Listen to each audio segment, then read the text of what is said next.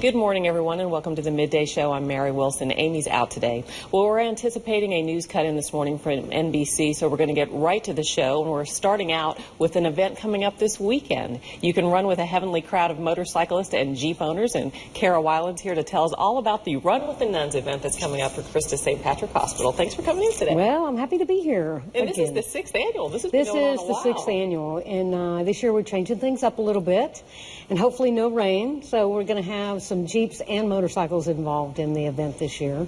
And this year it's dedicated actually to the memory of Coach Max Calderera. And we are working with his family to make sure that our whole community really understands the importance of understanding their health conditions, especially their cardiac conditions. And so all the funds that we raise for this year's event are going to go towards something called a hybrid surgical suite, which will be specifically for our cardiac patients. Okay, and that's going to be right there at Christus St. Patrick Hospital. It's a wonderful idea to fund the specific suite in memory of Coach. So it does, and it also brings a lot of awareness. Yeah. People, we do need to pay more attention to our health all the time. That's right. Well, I know this started out as a motorcycle run several years ago, and you've added so many new components to it, including something for all those Jeep owners. We've got the 7 Slot Society here in town. I'm sure a lot of those folks are going to be taking part. But if you have a Jeep, come out and join the fun, too. That's exactly right. So we've got Jeeps and motorcycles. The sisters will be there, so we're really excited that some of them can join us for that day. And then we've added some components, too, after the ride. So we have a rice and gravy cook-off for those that are interested in testing their culinary skills.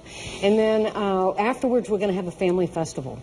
So from 11 to 1, we're inviting the whole community to come out. We're going to have face painters and lots of things for the kids, face painters and balloon artists and some games. We're going to have some local entertainment, some singers, some cheerleaders probably, and just some good local fun. We always like to have a good time afterwards. What's the route going to be this year? So we're going over to Lake Arthur, and we're going to take a break in Lake Arthur. It's about 48 miles from here, and then we'll come back.